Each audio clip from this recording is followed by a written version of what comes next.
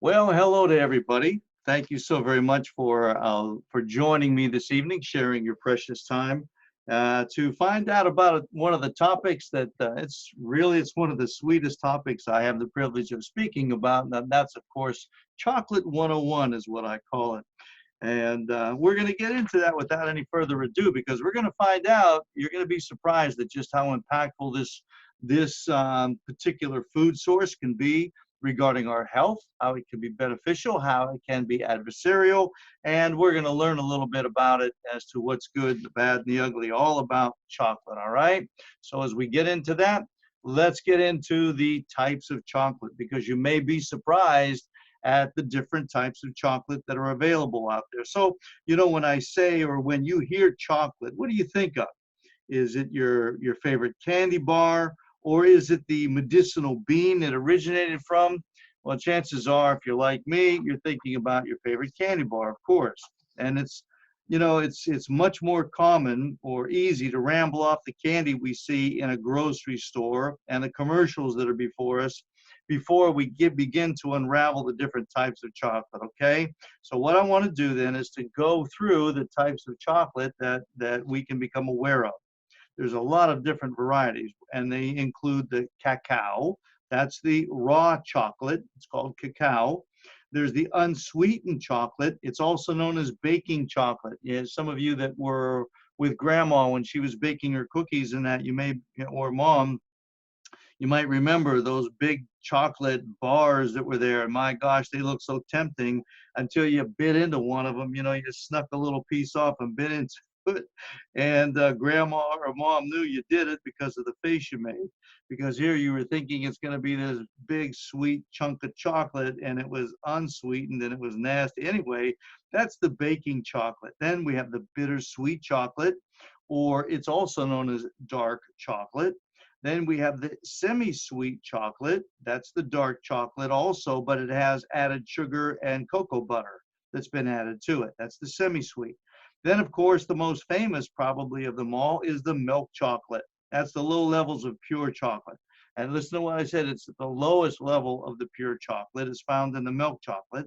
Then we have the sweet baking chocolate. Oh, if only I knew about that one when grandma was baking. That's the sweet baking chocolate. Then there's the unsweetened cocoa powder. And then, of course, last but not least, there's the white chocolate. Legally, it's not even chocolate. And I'm surprised, in the day and age we live with all this political correctness going around that somebody hasn't screamed about that, and wanting to give it a new name. But anyway, it's the white chocolate, okay? So what I want to do now is now that I've introduced them to you, is to go over some of the main differences between some of the chocolates that I just mentioned. So the first of which, the comparison here is the cacao versus cocoa. The cacao versus cocoa. Cacao is derived from the cacao beans or it's the initial raw form of all chocolate. That's what it is. And these beans are the seeds that come from the cacao tree. And commercially, you may see them in the form of cacao nibs. They got these little chunks or bits of it, or you could see it in cacao butter, cacao paste, or even the cacao powder. So cacao powder is actually cold pressed, unroasted cacao beans. So they press it together, they get them nice and cold, and then they basically crush them. And these are unroasted. Now the enzymes in the cacao are retained. No, excuse me, I shouldn't say that. The enzymes in the cocoa that's being produced from the cacao, these are retained while the fat's removed. So you have the cocoa powder. The cocoa powder. I get excited when I'm talking about chocolate, so you have to forgive me here. The cocoa powder is very, very different from the cacao powder. And even though it looks really similar, the cocoa powder is processed with high temperature roasting, which is going to reduce the enzymatic activity, and it also reduces the nutritional value of the bean. So this is what we want to talk about in this. I don't just want to make you salivate a lot because you're hungering now for something sweet, but our objective here, my objective, is to tell you about the nutritional benefits that you can enjoy when you eat these different things, and which is better and which is not so that good. Okay, so again, the cocoa powder is processed with high temperature, and what that does when they heat it up like that, it reduces the enzymatic activity. That's its ability to digest or being used as a digestive process in the body, and it also reduces the nutritional value of the bean. So that's really important to recognize when you're looking for the health benefits of chocolate. Okay, so what happens though with this begins the milk versus dark chocolate debate. Now this is where we have that da da da da, the orchestra in the background plays those ominous deep chords, right? Boom, boom, boom. Now we're getting into some serious territory here, folks. So now we want to talk about the milk versus dark chocolate, because the milk chocolate now, it contains significantly less health promoting cacao bean in comparison to the dark chocolate. So basically what I'm saying is, even though that's what makes you drool, that milk chocolate, it really isn't all of that good for you as far as promoting your health in comparison to the dark chocolate. But don't dismay, there's good news ahead. Now the milk chocolate, of course, has it has some nutritional or health promoting benefits to it, or else it wouldn't be legally considered a type of chocolate, right? So it is diluted with milk solids. That's how they make it. Then they add that sugar to it, and they also add cream to it. That's what makes it feel so good inside your mouth when it melts, and you suck on a little bit and play around with it. It's all nice and creamy. So the nutritional quality of this kind of chocolate, as I said, is minimal, especially when you're matching it or comparing it to its dark counterpart, which is, of course, the dark chocolate. And this is really important to consider, because the health benefits of chocolate are going to be, this is what you must understand and know, that the health benefits of chocolate, any and all chocolates, are going to be directly related to the amount of cacao that is present in that piece of chocolate that you're eating. So basically, the more cacao you have in the chocolate that you're eating, the more healthy it's going to be, or the more health benefits it's going to afford you when you eat it. So overall, the dark chocolate is a much healthier option, since it provides much more of the antioxidants and the nutrition, and it certainly has a lot of the less added sugars and the fat to it.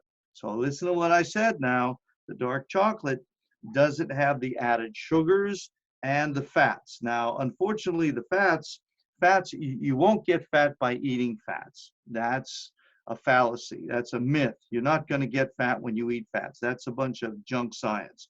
However, when you eat the hydrogenated or the trans fats, those are the man-made fats, you will pay a price for that. And of course, when you eat the sugar, that's really probably the worst single ingredient that you can ingest overall. So understand that the dark chocolate is going to be it's a much better, healthier option, because it does have the antioxidants and the nutrition, and it doesn't have the sugars and the fats that the milk chocolate has added to it. Okay, so there, we've settled that issue. Now, what we want to do is to move on, and we want to pick the best chocolate. See, there's a few things to look for when you're trying to pick out the best chocolates, okay? So as I mentioned a few moments ago, the cacao percentage and the varieties with the least about 65% cacao are the recommended ones. So those are recommended. So if they have the presence of any additives, you have to look at the ingredients for that. You want to check the label for any added sugars, any added chemicals, or I should say words you can't pronounce or have no idea what they mean, GMO emulsifiers, and alkali processing.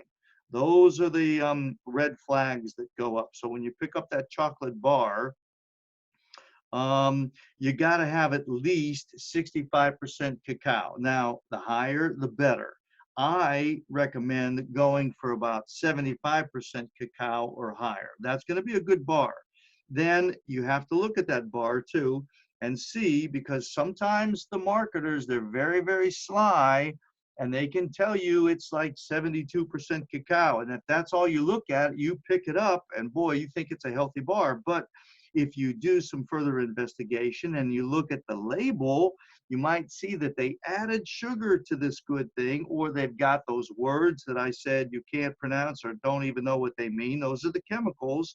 Or they have on there the GMO emulsifiers, even if they say emulsifiers on the label, or an alkali processing, then you just simply put that bar down regardless of the number of percentage of cacao that's in it, because it's all been negated by that stuff on the label. Okay, then also you've got to look out for heavy metals. Yeah, believe it or not, you've got to look out for heavy metals. Now this is going to require a little research, but some of the brands of chocolate have been found to contain heavy metals, and they pose a definite potential health risk because, well, in our center, we can do heavy metal testing, and we find that many times these heavy metals have broken through the what's called the blood-brain barrier, and it can wreak some serious havoc on a person's health, right? So you got to be very careful about what you're getting and the source you're getting it from.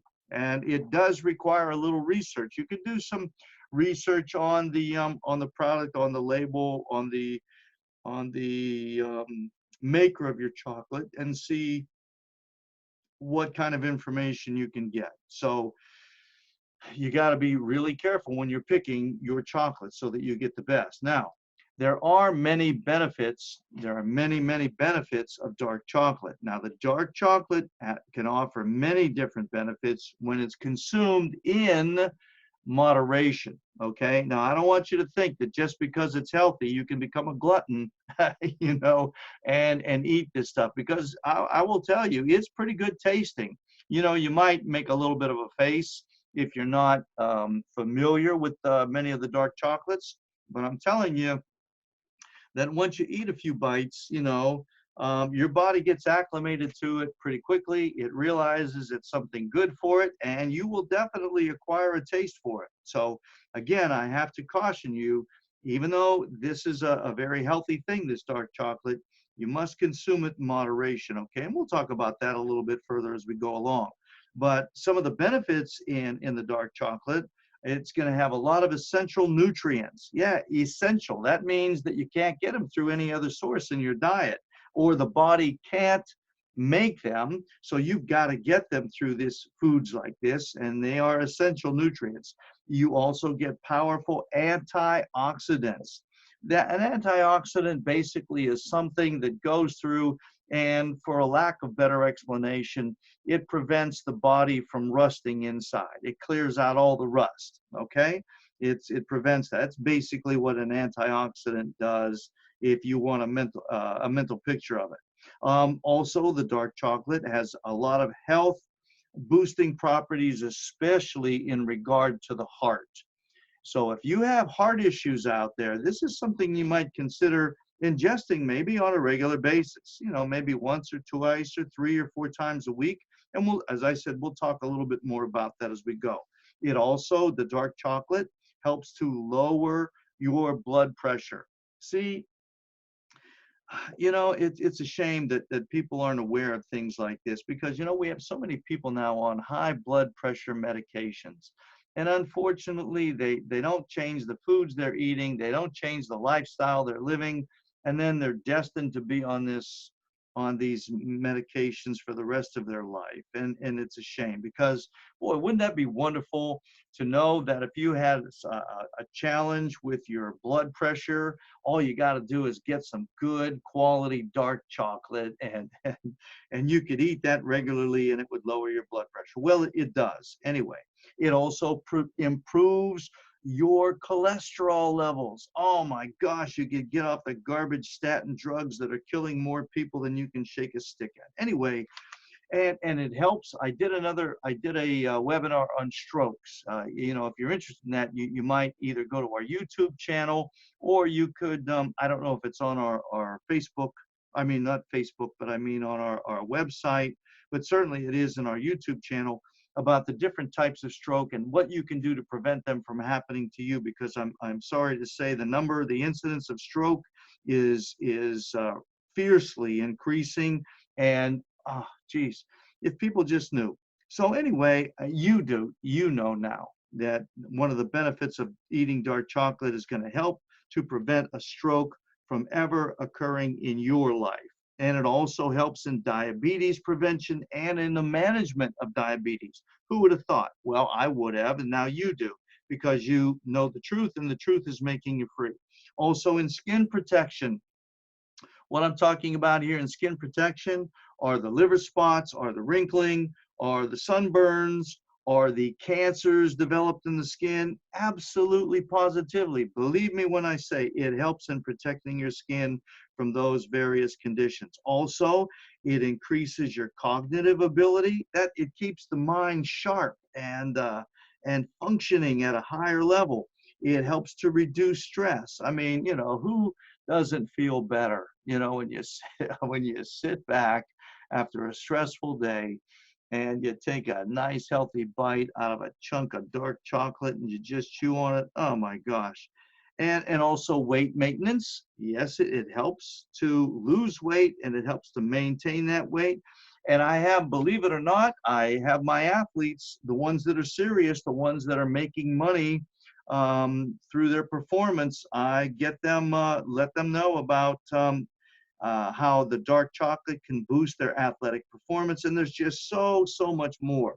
So what I want to do now is to get started on breaking down some of these benefits that I just shared with you. We're going to take a closer look at them a little more carefully. So chocolate, okay? Chocolate. It is a nutritional powerhouse. So when you think of chocolate, don't think of it in a poor light, but think of it now as a nutritional powerhouse from this moment on. Because as I said earlier, when you consume it in moderation, a good quality dark chocolate that's high in cocoa content is going to provide it's going to provide a wealth of very, very good nutrients for you. For example, if you had 100-gram or like a 3.5-ounce bar of dark chocolate, we'll say with 70, remember I said I like 74, but we'll say 70% to 85% cocoa in it. If you get it and you look on the ingredients and you have none of those ugly things where the, you know, the added fats or the added sugars or the emulsifiers or the alkali, any of those things, okay? So you get a nice chunk of bar, 3.5 ounces of this bar of dark chocolate, and it's got at least 70 upwards to 85% cocoa. It's going to provide you with 11 grams of soluble fiber, which is really good for the bowels. Okay, it's going to have at least 98%. Listen, 98% of the recommended daily allowance of manganese. The RDA amount, 98% of your manganese. It's going to have 89% of the recommended amount of copper you need, 67% of the RDA for iron that you need, 58% of magnesium that you need. I'm talking about, this is good stuff, folks. And also the healthy monosaturated fats, you know, like the coconut oil, the olive oil, the macadamia, avocado, the monosaturated fats, the good stuff, the good fats for you, the God-created fats. Yeah, and it has many other important minerals in it like potassium, phosphorus, zinc, selenium. Those are great for the brain. Selenium is so good for the brain. Potassium for the heart and for the muscles. I mean, and zinc for the immune system. You know, it's just really good. However, I got to tell you this now. Eating this much chocolate daily is not necessarily recommended. Like the 3.5 ounces of chocolate, it equates now, listen, to about 600 calories. And there's going to be some sugar that you're going to get because that's how the body's going to break it down. It's going to convert it because the body uses carbohydrates, which are sugars, which are all the chocolates, it uses it for energy, and it converts it. It breaks it down, breaks it down. So you got to do it in moderation, okay? You don't want to sit down and eat the whole big bar in one sitting, but you break the bar down into squares and have one every night, maybe after supper, or, as your little bonus, as your little treat for having eaten a well-balanced meal, all right? So that's what you want to do. So you want to eat it in moderation. And when you do that, you're still going to be able to benefit from the nutritional profile that I told you I shared about, here as we went through this slide. Now I want to talk about the chocolate. Chocolate. This is full of antioxidants. Antioxidants, as I said a few moments ago, those are powerful substances. And what they basically do is they're going to be responsible for protecting your cells, every cell of your body, against what's known as oxidative stress, otherwise known as free radicals. These boogers that go in your body, and they're going to create the rust. They're going to erode the organs of the body. They're going to cause them to rust or age faster and far sooner than they should. It's just going to break it down on the inside. Well, these antioxidants are going to protect your cells in your body from this stress. Now, there is an acronym, I guess, ORAC. That's the oxygen radical absorption capacity. For some of my patients that come in, we have some of these drinks or these powders that they add to their drinks, maybe to produce nitric oxide in their body, or we have these green drinks. And all of the research, we have to have them, everything that we use in our center has to be independently tested by an independent lab before it's released for use by our patient base. Anyway, one of the measurements is the ORAC. It's the oxygen radical absorption capacity. It's the measurement of the antioxidant activity in the food. So in our green drinks, in our, gee whiz, in our all of our greens, whatever they might be, we have to have that. Well, anyway, to determine this, the research is they have to expose samples of the food to free radicals. That's how they do this. And then they see how well the antioxidants in the food work against the free radicals. Now, what they do is they will test all of the foods, like I said, before we can dispense it to our patients, and then they rate it. They see that. Well, unprocessed cocoa beans, they score very, very high on this test, insinuating that a high volume of biologic activity is possessed by the dark chocolates in the form of antioxidants. In fact, there was one study, it showed that cocoa contained more antioxidant activity. Now, for some of you, you just have to trust me on this, including the polyphenols. Those are all very good antioxidants, the flavonols, the catechins, and compared to other fruits, they tested such as known superfoods like blueberries and the acai berries. Well, what it showed was that these unprocessed cocoa beans, they scored really, really high when you compare them to some of these major players that I just mentioned to them. See, because a lot of people now are becoming aware of antioxidant activities, so they're starting to eat foods that go ahead and do this. And as I said, in our drinks, we provide that as well.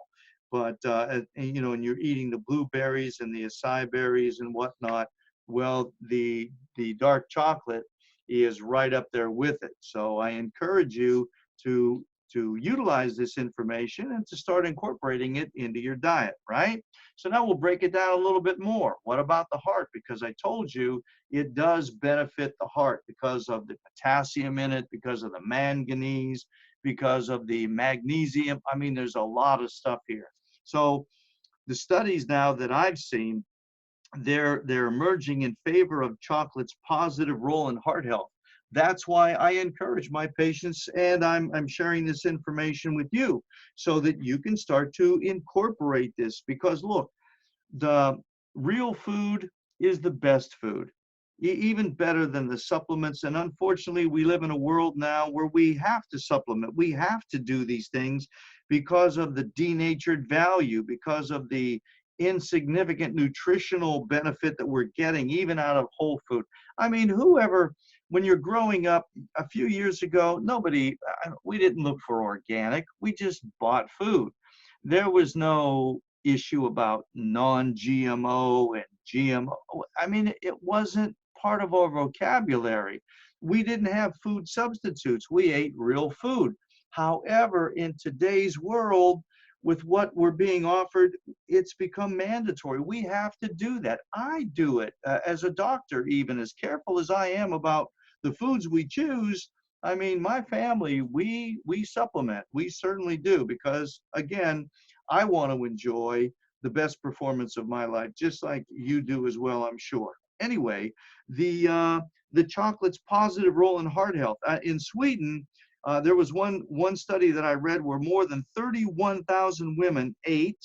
This is the women now, and the women are actually surpassing men in the event of cardiac events. That means that more women now are having heart attacks and heart issues, heart problems than men were. It used to be that that was the exclusive territory of men only. However, the women are starting to take over. Or they're not starting to, they have taken over, as a matter of fact. But anyway, getting back to this research, more than 31,000 women ate just 1 to 2 servings of dark chocolate each week. Now, listen to what I said. I didn't say every night. I said each week, 1 to 2 servings a week of the dark chocolate. And this wasn't any fly-by night research. They did this for 9 years. For 9 years they did this, and their risk of heart failure decreased by over 33%.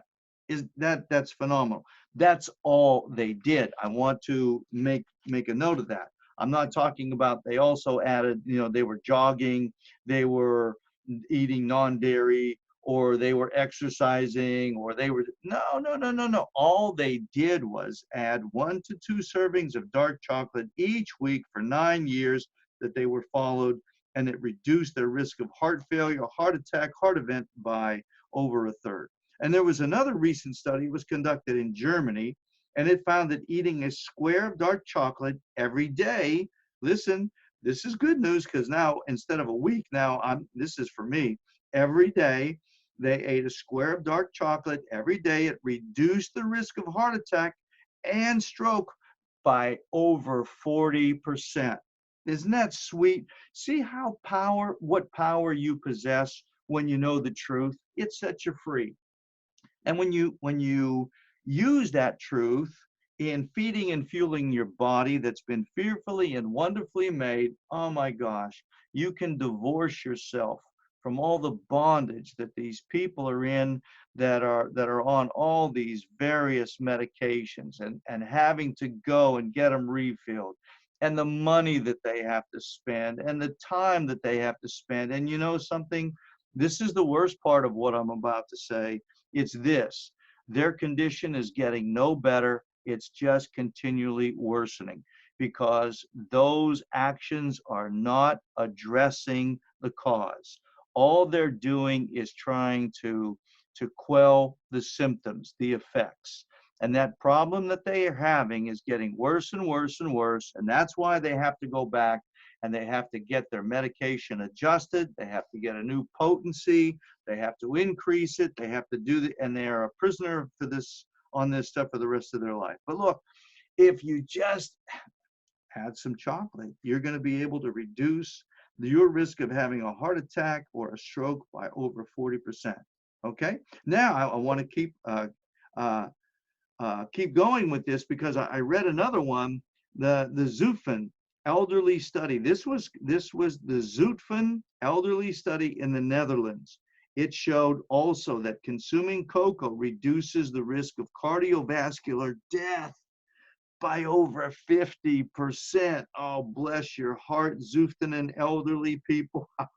In this study, it reduced the cardiovascular risk of death by over 50%. And they did this over a 15-year period. Isn't this is phenomenal? You know, the Bible tells us that every fact should be confirmed by two or more witnesses. And here I've given you three already, plus the stuff I gave you earlier. I'm overwhelming you with facts, not fiction, not opinion, and not some vain philosophy. I'm telling you the truth here, folks. There was another study in the good old US of A. They concluded, bless their hearts, they concluded that eating chocolate more than 5 times a week, man, it's getting better and better and better. That they concluded that eating this dark, good chocolate that I told you about more than 5 times a week reduces your risk of having a cardiovascular disease, whatever it might be. And disease includes like uh, blockage of the arteries. Yeah, remember I told you it reduces cholesterol? Yes, it does. All of this, listen, it reduces the risk of cardiovascular disease by over 57%. Thank you, good old USA. Now, the findings of these studies, I admit they're incredible claims for fighting what is now the #1 killer. Listen, heart disease is the #1 killer in the United States. Isn't that something? And here, this doctor in Danville, Illinois, is sharing with those who have an ear to hear that if they would eat the quality dark chocolate, 70 to 85% without the garbage added to it, at least 5 times a week, a nice square, you know, just rewarding yourself every night, you could reduce your any chance of cardiovascular disease affecting you by over 57%.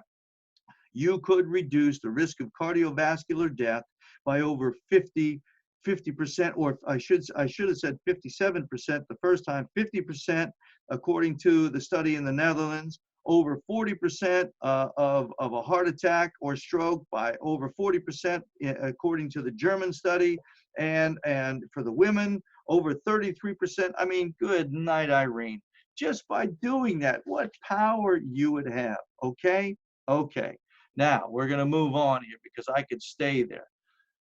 Now, I goofed up here when I said when I made this slide, because if you're reading it there, the heart chocolate canestin. Okay, all right. So forgive me, but we'll move on now that we've gotten that out of the way, because eating chocolate to protect your heart, it does sound a little bit too good to be true, although I'm telling you, it's not. It is true.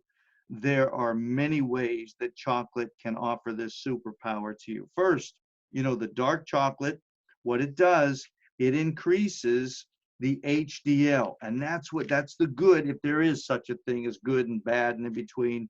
And just for the sake of explanation, because I have to speak a language that the listeners understand. And if you've had your cholesterol tested, that's what they've told you. They've told you that this is the good, this is the bad, this is blah, blah, blah. Anyway, so that we are on the same page, the dark chocolate, it increases the HDL. That's the good that you've been told, cholesterol. And it lowers the LDL. And everybody say it together, bad, it's the bad cholesterol, right? And it does so in your bloodstream. And over time, this causes less cholesterol to clog the arteries. What I was just talking about a few moments ago, see? Which is a major contributor to heart disease. So by doing that, you're going to be keeping the arteries clear and unclogged. So consuming the dark chocolate can also, like I said a few minutes ago, it'll lower your blood pressure, which reduces the stress on your heart. It's going to improve your blood flow to the heart. And also, as an added bonus, it's going to aid in blood clotting. Right? Oh man, tell the hemophiliacs that. My gosh, they don't have to do, if they just change their diet, if they came and saw me, I would share with them all this good news, right? Oh, anyway, we got to move on. Also, now I mentioned the stroke protection, okay? So much like the chocolate's connection with the cardiovascular disease, the dark chocolate can also reduce the risk of stroke significantly, not just minimally, but significantly. Because of the cocoa's ability to improve the blood vessel health, the blood is going to flow easier through larger veins, venules, and arteries, and it's going to flow easier, which is going to reduce the stress on the heart. It doesn't have to beat as hard, and it's going to be more efficiently flowing to the brain where the majority of the strokes occur, right? Now, lest we upset our neighbors to the north, and I don't want to leave them out because they did a study too in Canada, and they found that the individuals eating that dark chocolate regularly, like, every night, they were 22% less likely to suffer a stroke versus those who did not eat chocolate. Isn't that sad? And the people, when you're eating the chocolate, life is a whole lot sweeter, if I may pun intended, right? And if those people had just eaten the chocolate once a day, this dark chocolate, those people that had strokes, they could have prevented that stroke from ever happening. I want to pause and just reflect on this for a moment, because maybe some of you know people who've had strokes, and you can see how their life has been altered, some irrevocably because of the doctors they're seeing or failing to see. Because the body's fearfully and wonderfully made. It can repair, it can regenerate, it can recover. Maybe not fully, but a large percentage of the damage that was done by the stroke can be repaired by that body if they get to the right doctor. And the thing is, it could have been totally prevented. And I want to go on because I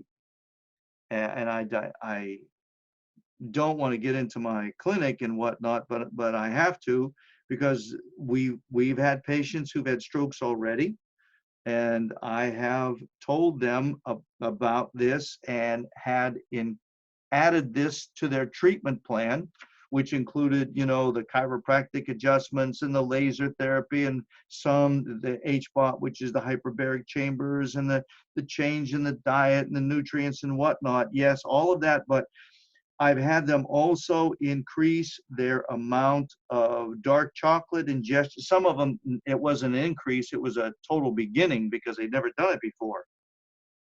And according to my clinical information here in my clinic personally, we have reduced their chance of the stroke being fatal by over 46%. Because some of these people that came in had very serious strokes when they presented.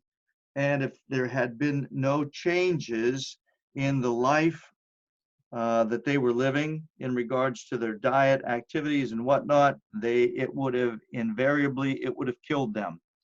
But by doing what we've done, and I say this in all humility, but in all honesty, more than almost half of them that should have died didn't die, that came to us.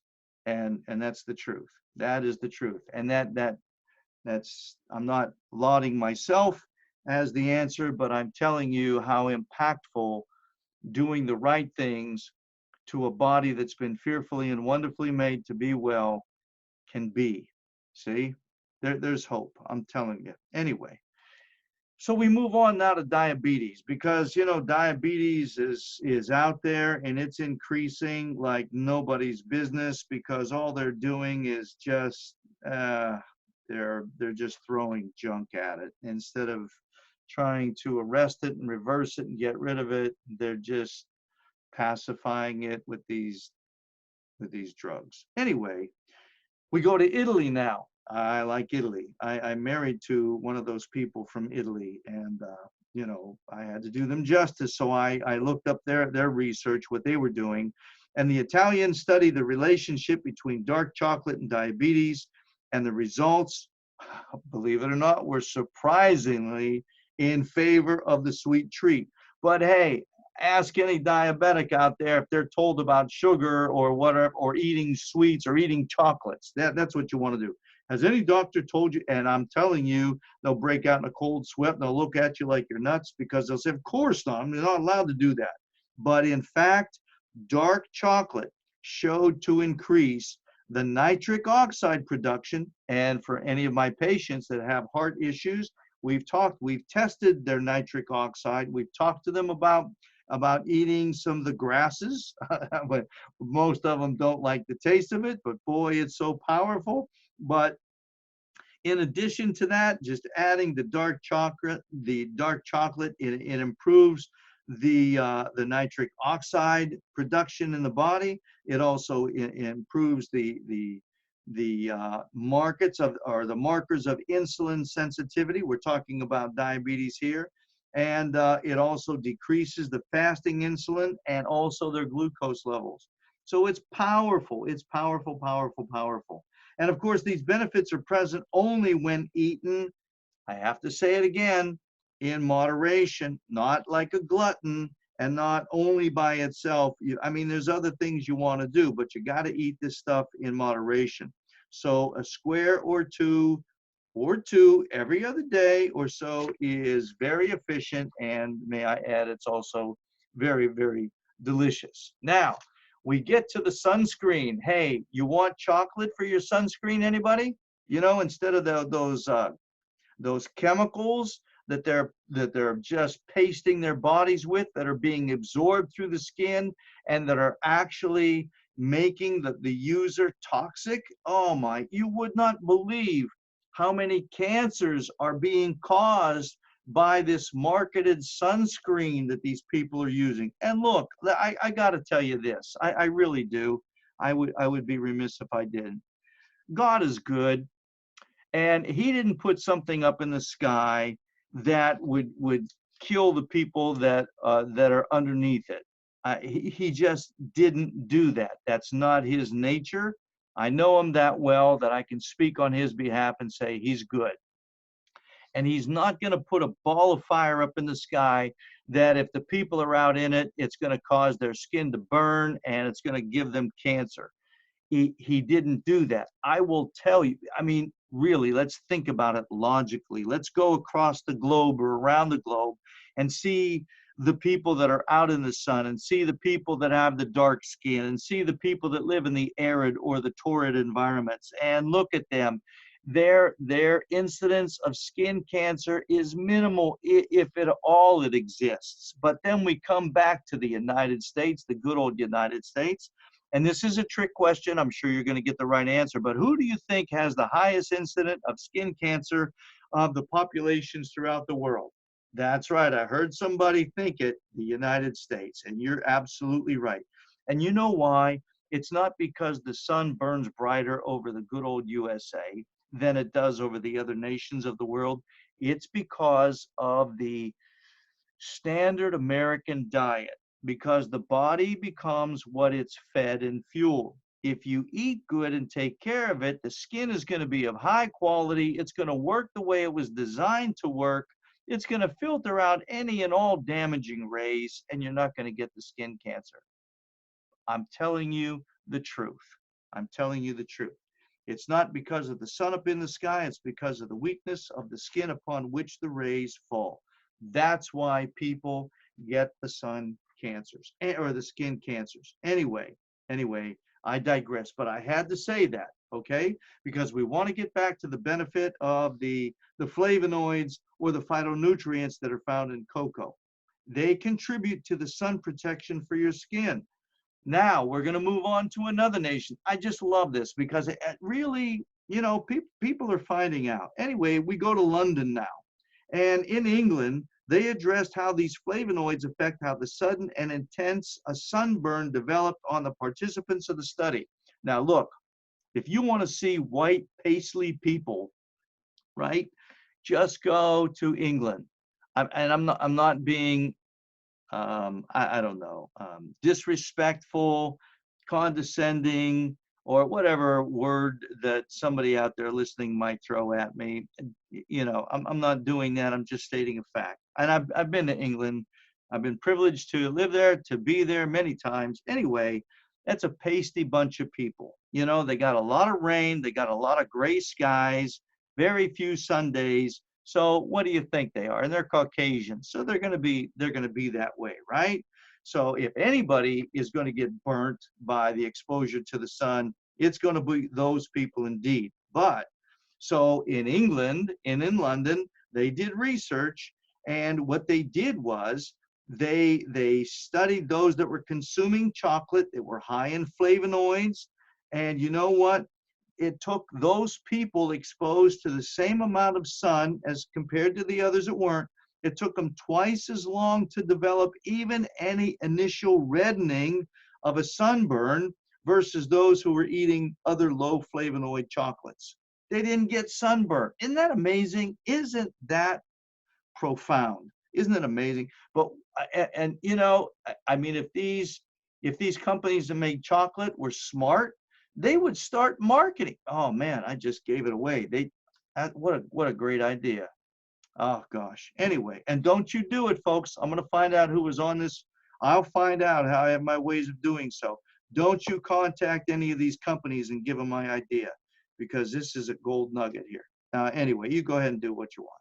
So they found out that the people that were eating the chocolate, the good chocolate that was high in the flavonoids and the phytonutrients, compared to the ones that were eating the cheap chocolate because they wanted to compare chocolate to chocolate, they found out they didn't get the reddening of the sunburn compared to the ones that were eating the junk chocolate. And the dark chocolate, listen though, it shouldn't be your only and your main skin protection. I want to reiterate, it shouldn't be your only, see, because health, regardless of what we're talking about in the realm of health, it's not a result of doing just one thing. It's like a recipe. You got to have the right ingredients in the right proportion to get the end product. In this case, it's health. So you got to do quite a few different things. Anyway, the chocolate shouldn't be your only thing that you do to protect your skin. So if you're planning to be out in the sun, which is going to be here in the next few months and that we need to get out into for any extended period of time, think of adding some dark chocolate in your diet right now so that you can start, your body can start to utilize these skin protecting benefits, right? Because today is the day and now is the acceptable time, and that's what you want to do it now. So your skin, your body gets healthier and healthier and healthier so that when you are out there in the sun, it's going to be ready, see, to handle it in its best possible level. Now, since we've talked about the sunscreen, let's go to the brain power. Now, because high quality dark chocolate can benefit your, listen to what I'm about to say to you. It can benefit your intelligence, your intelligence. There's two factors that we measure in the human body as doctors, and they are totally, they're totally able to be manipulated, improved, maybe I should say. One is blood pressure, and the other, believe it or not, is IQ level. Yeah, yeah, just because you're tested and your IQ level is is good, or we'll say it's at 120, doesn't mean it's got to stay there. You can actually increase your intelligence. I've done it as a clinician in my center with patients that we've had. Uh, it's no secret. Anyway, and one of the things that you can use is high quality dark chocolate. It's going to benefit your intelligence. Yeah, you heard me right, really. Chocolate, the high quality dark chocolate, can literally, actually, undeniably, immutably, without any reservation or hesitation, I will tell you, it can make you smarter. Chocolate that's rich in flavonoids has been proven. As I told you a few minutes ago, if you were paying attention, it improves your blood flow to the parts of the brain, because remember, we said it opens up the flow, makes the cholesterol lower, it takes the fats out, it goes to the brain, and it's you get more blood to the brain.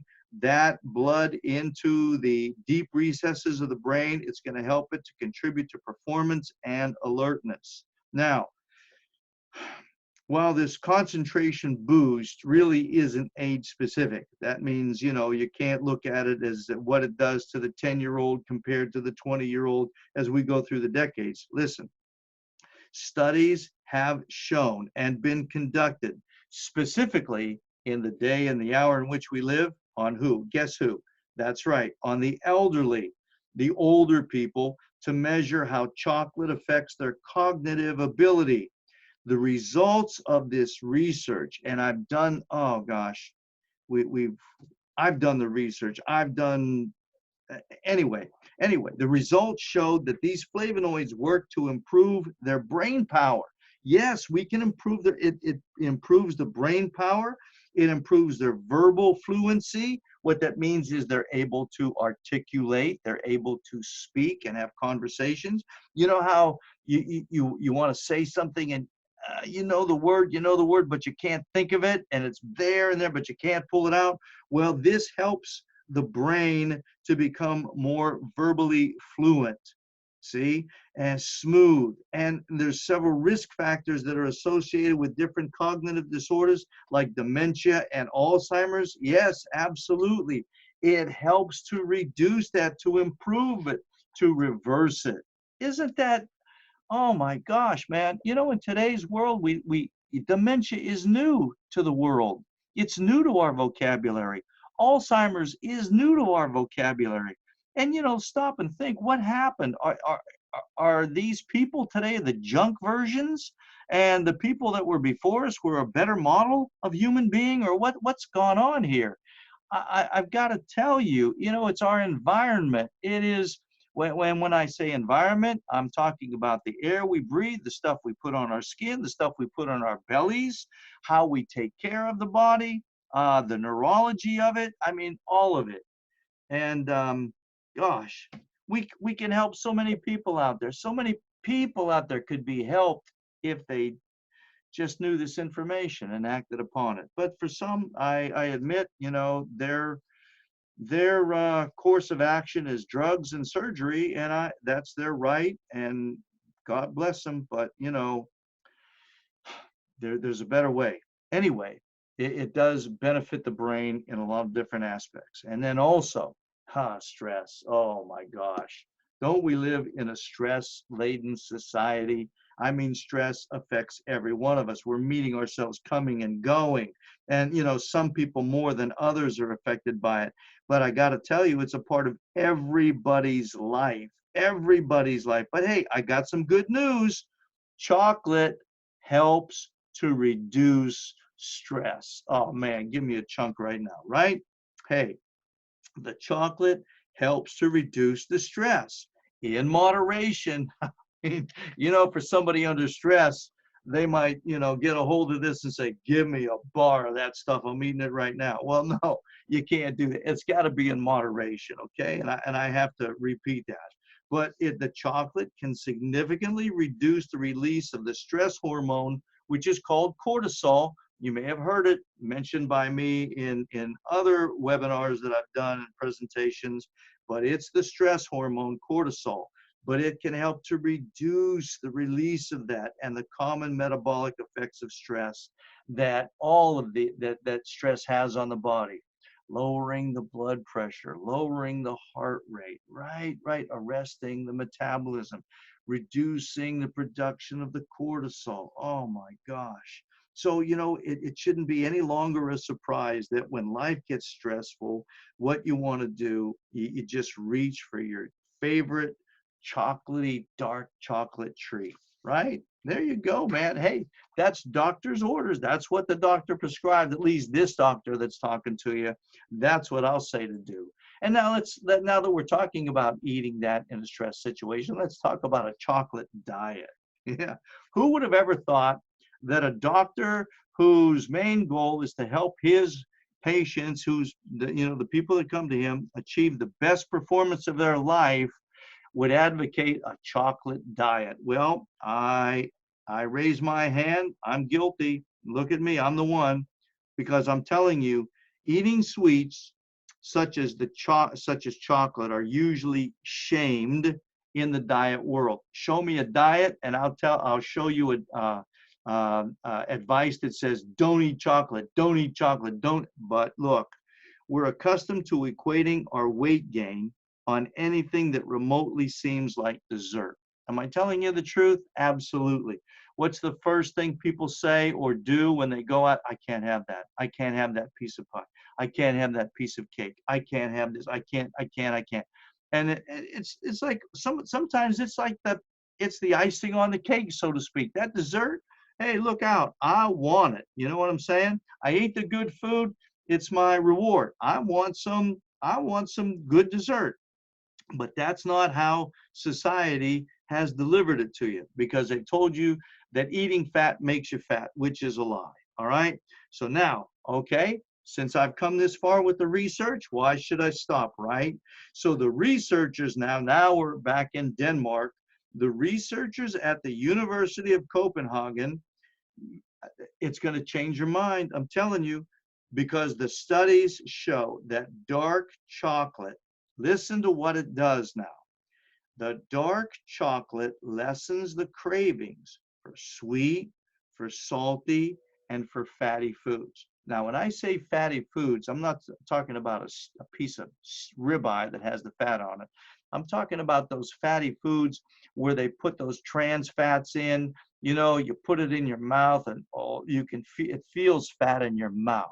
It's that real thick, creamy stuff that you like to play with a while. It feels so good in the mouth. Oh my gosh. Before you swallow it, man, and man, as soon as you swallow it, you got to have another one that to fill that void that's been created. You got to have another wad of whatever it is you're eating, put in the mouth, and you play with it. My gosh, it makes it feel so good. Well, look. That's basically, those are man-made fats, and that's not good for you, as good as it feels, because that's what people are motivated by. You know, how it looks, how it feels, how it tastes, how it smells, you know, by those senses, right? Well, if you eat the dark chocolate, you're going to negate a lot of those, because, you know, people crave the sweets because that sugar becomes addicting, you know, and it drives the body to do that. But if you're eating dark chocolate, instead of grabbing that milk chocolate or those other sweets and whatnot, your cravings are going to start to lessen and even diminish. Or the salty foods, that's a craving too. You know, a lot of women can relate to that. The salty food, they got to have it. Or we have foods now that combine the two. Oh my gosh, what a world. The sweet and the salty together. Yeah, the sweet and sour sauce. Man, you get the best of both worlds. And the fatty foods. Well, hey, if you're eating the dark chocolate, it's going to reduce those indulgent moments, right? But remember, you got to indulge in a moderate amount of the healthy dark chocolate. That's going to help you stay on track and on task for managing these cravings, for reducing them. And also, hey, if you're on a weight management program, that's what you want to do. You want to go ahead and start, if you're health guru, if you're a health manager, your health coach, your wellness coach, whatever they're called, if they're poo-pooing the chocolate in your diet, between you and me, go ahead and start to add, you know, a little bite of it, a little square of that really good dark chocolate every day, because it's going to help you to lose your weight, and it's going to make it easier for you to stick to that diet that they put you on, right? So hey, that is a win-win if you ask me, because hey, you're losing weight and you're getting a treat too. There you go. See, I'm good to you. You have to admit it. Okay, so we move on now.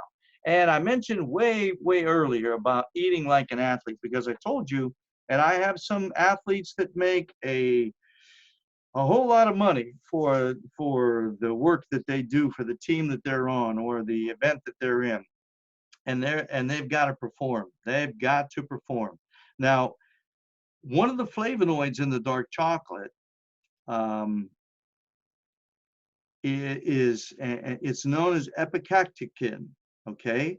Epicacticin, that's what it's called, or epicacticin, whoever's doing the pronunciation there. Anyway, what it does is going to increase production of, we're going to go back to the heart, the nitric oxide. Remember, I told you our heart patients, the nitric oxide. And again, I'm going to go back to England, because they're the ones that did this research. And in London, what they did was they had cyclists. Now, I don't know if you're familiar with that, but the illegal drug that a lot of the cyclists, and I have a Cat 2 cycling team that comes to us on a yearly basis to get taken care of before the season begins. A lot of the cyclists were using EPO, that's erythropoietin, and that boosts the blood in its capacity to hold oxygen. So anyway, these cyclists were consuming this dark chocolate, And what they did was this. Listen, listen. They used less oxygen when they were cycling at a moderate pace compared to those who ate, because we got to compare apples to apples. Well, they used white chocolate instead. So you had one group of cyclists, they were consuming the very good dark chocolate, and the other group of cyclists were consuming white chocolate. The two chocolates compared. And the research showed that the dark chocolate is most beneficial. And this is why I use it for these people that I'm about to mention. We use it for endurance athletes, and it helps to boost their performance and be as efficient as possible during the long event. So I have ultra marathoners that come in. These individuals in particular run anywhere from 50 to 100 to 135 miles in one race.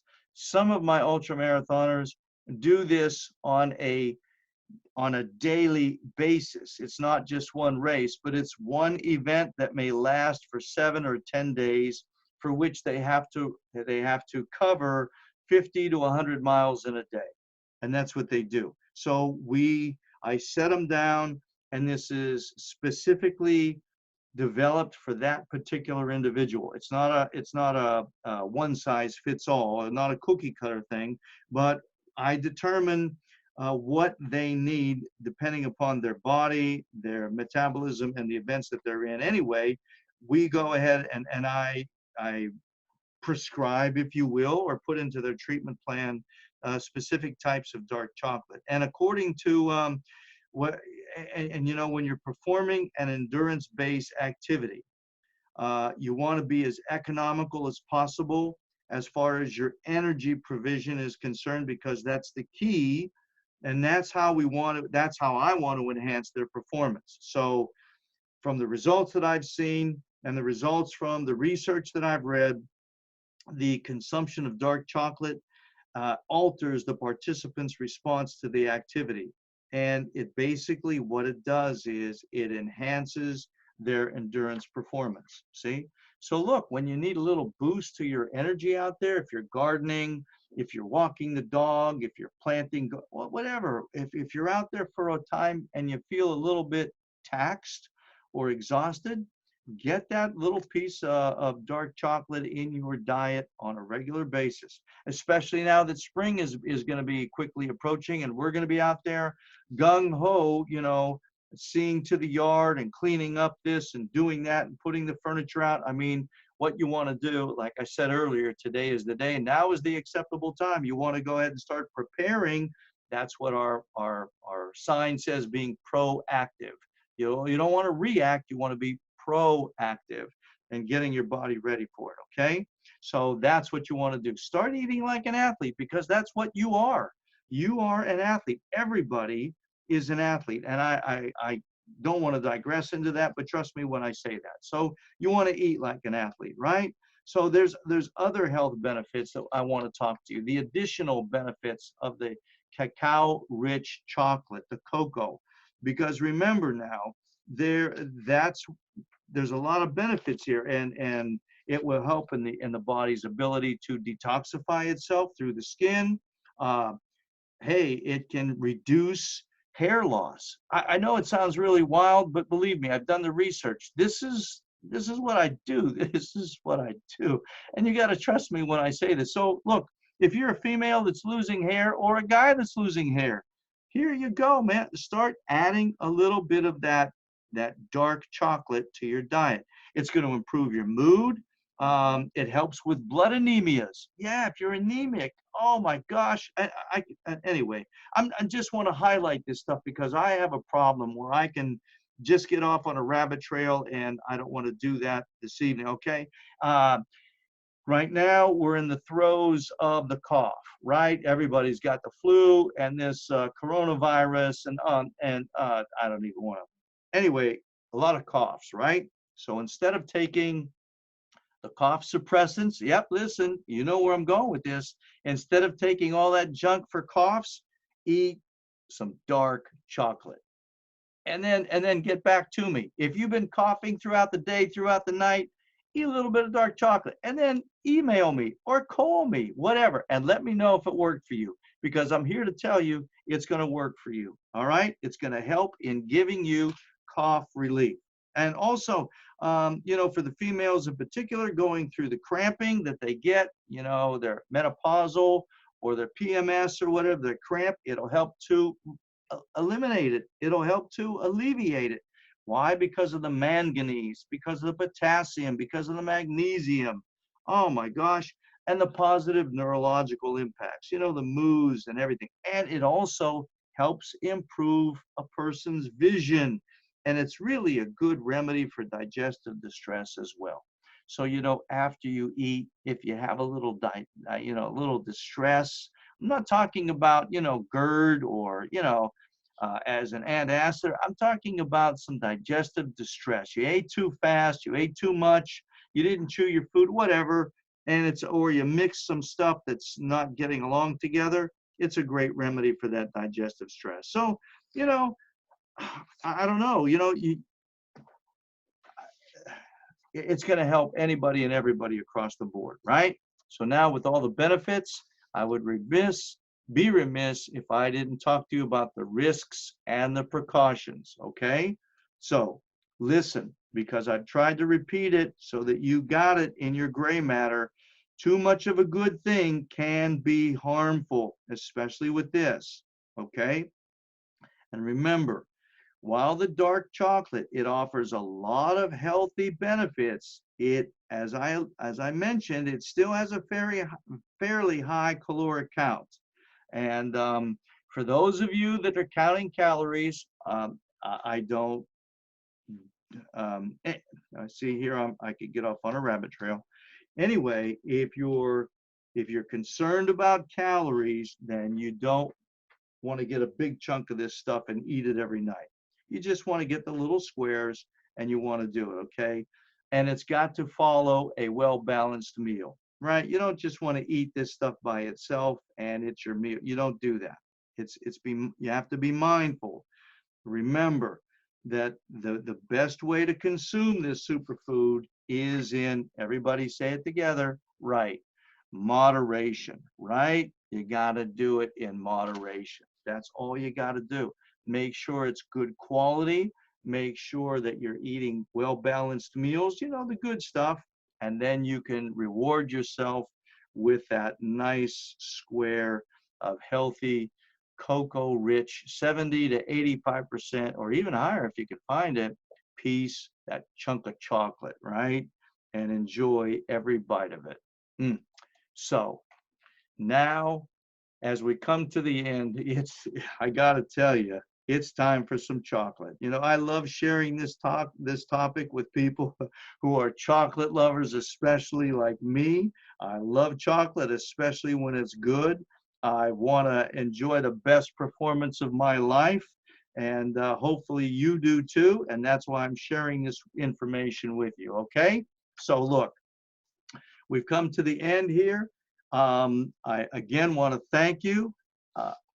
Try some of it, and if you are currently in the throes of one of those named conditions or cravings or whatever, try what I've recommended to you. And then if you wouldn't mind, get back to me. You could call us, you can email us with your results or any questions you might have. Do so at office@pro-activewellness.com. That's the address you want to go and use, office@pro-activewellness.com. And, share with me any questions you have or any results you may have gotten so that, we can follow through. And I want to thank you here for being with me this evening. And until the next webinar, which is going to be a good one, it's about detoxifying your home now that you're getting your body all cleaned out and in supreme shape, and getting toward the best performance of your life. You might want to join in on that one too, so that you're not putting the toxins back into your house. And I want to share with you how you can do that. Okay. So again, until the next webinar, and as always, God bless.